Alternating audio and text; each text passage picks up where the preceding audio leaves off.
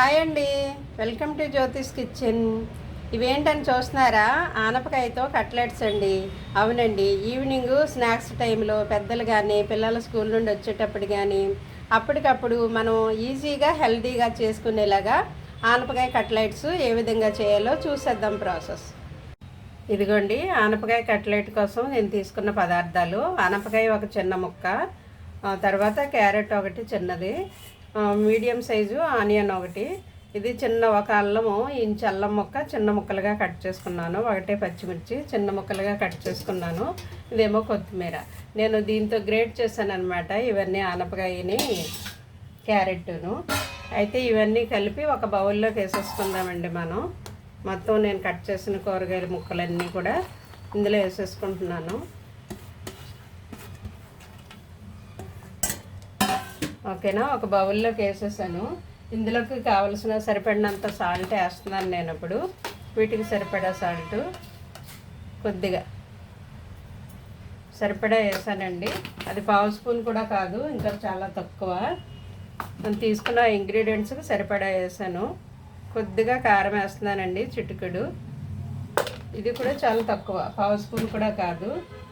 అయితే ఇది బైండ్ అవ్వడానికి నేను ఇందులోకి శనగపిండి వేస్తున్నానండి. ఎందుకంటే ఇది ఆనపకాయలో వాటర్ ఉంటుంది కదా, అది విరిగిపోకుండా శనగపిండి.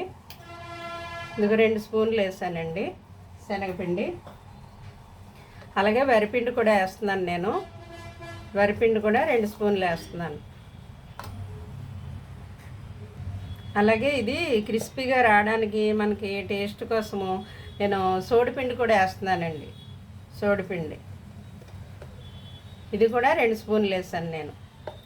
మొత్తం ఇవన్నీ కలిపి ఇప్పుడు మనము బైండ్ చేయాలండి ఈ వాటర్తోనే. ఇంక మనం ఏమీ వాటర్ యాడ్ చేయక్కర్లేదు, ఎందుకంటే ఆనపకాయలో జ్యూస్ ఉంటుంది కదా, ఆ జ్యూస్తోనే ఇవన్నీ ఇలాగా కలిసిపోతాయి అన్నమాట.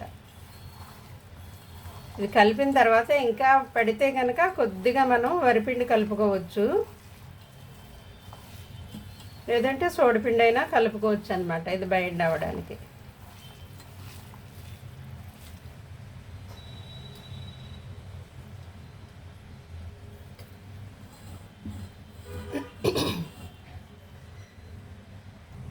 ఇదిగోండి, మొత్తం ఇలా కలిసిపోయింది. అయితే వీటిని మీరు కావాలంటే డీప్ ఫ్రై చేసుకుంటే కనుక ఇలా చిన్న చిన్న బాల్స్లా చేసుకుని ఆయిల్లో డీప్ ఫ్రై చేసుకుని తర్వాత టమాటా కెచప్తో తినొచ్చు. అయితే నేను షాలో ఫ్రై చేస్తున్నానండి, అందువల్ల నేను ఇలా చేసుకుంటాను అనమాట.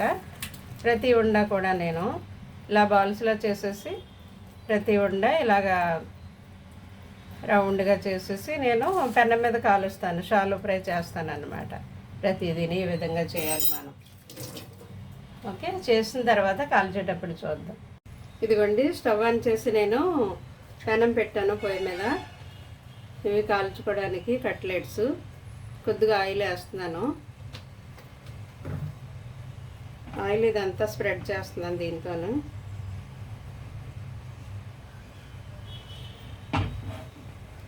ఓకే, ఇప్పుడు మనం వీటిని దీంట్లో ఇలా పేర్ చేసుకోవడమే.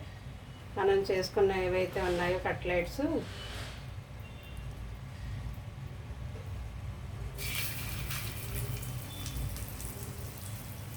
మీరు కావాలంటే ఇవి ఆయిల్లో డీప్ ఫ్రై చేసుకోవచ్చు. ఇలాగా వడల్లాగా ఉంటాయి అన్నమాట, చిన్న చిన్న వడల్లాగా వస్తాయి, అలా కూడా బాగుంటాయి. వాటిని మనం చట్నీతో కానీ టమాటా కెచప్ పెట్టుకొని కానీ అలా కూడా తినొచ్చు, ఉట్టి కూడా తినొచ్చు. ఎందుకంటే మనం ఇందులో ఉప్పు కారం అన్నీ వేసాం కాబట్టి ఉట్టిగానే అలా తినేసినా బాగుంటుంది. ఈవినింగ్ పిల్లలు స్కూల్ నుండి వచ్చేటప్పటికి స్నాక్స్ లాగా చేసి ఉంచుకుంటే బాగుంటుంది. టీ టైంలో పెద్దవారైనా ఏదో ఒకటి తినాలనిపిస్తుంది కదా, ఈవినింగ్ స్నాక్స్ టైంలోనూ అలాగే మనమైనా తినొచ్చు అనమాట. ఇలాగే ఎన్ని కావాలంటే అన్నీ పేర్ చేసుకుని దాన్ని తిరిగేయడమే మరలా కాలిన తర్వాత. ఇదిగోండి, ఈ విధంగా పేర్చాను నేను. అయితే ఇలాగా కాలిందల్లా తిరిగేసుకోవడమే అనమాట. ఇవి మనము పలచగానే చేయాలి, ఎందుకంటే పచ్చివే వేసాం కదా ఆనపకాయ, మనం బాయిల్ చేయలేదు కాబట్టి పలచగానే చేసుకోవాలి వీటిని. ఇవి ఇంకొంచెం కాలాలి, కాలిన తర్వాత తిరిగేస్తాను. చూద్దామండి మన కట్లెట్స్ కాలేయేమో.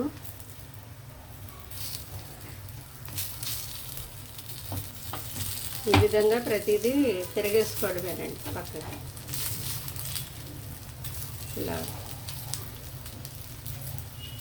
కాలేయి, బాగానే కాలేయి. ఇలా తిరగేయడం, ప్రతిదీ ఇలాగా ఈ విధంగా తిరగేయడమేనండి.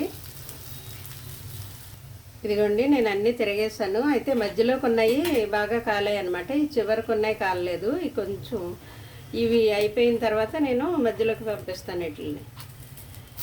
ఇవి కాలాక ఇవి ఇలాగ మధ్యలోకి పెట్టి ఇవి చివరికి పెడతాను. కొంచెం కాలాలండి. ఈ విధంగా మనకి ఎన్ని కావాలంటే అన్నీ కాల్చుకోవచ్చు అనమాట. కొంచెం సిమ్లోనే పెట్టాలి, టైం పడుతుంది. మరి సిమ్లోనే కాలాలి, హైలో పెడితే మాడిపోతాయి, జాగ్రత్త. ఇదిగోండి ఫైనల్గా అయిపోయి మన కట్లెట్స్.